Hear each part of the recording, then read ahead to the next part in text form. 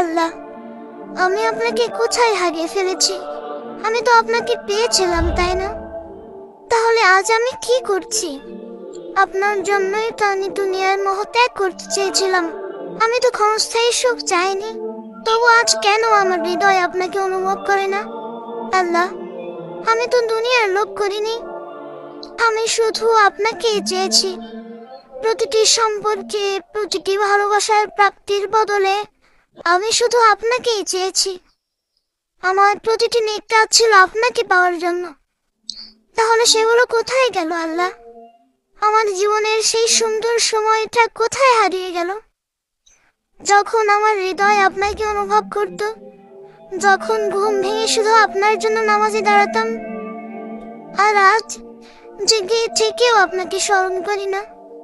এটা আমার কি হয়ে গেল? আমি কিভাবে আপনার ভালোবাসা ভুলে গেছি?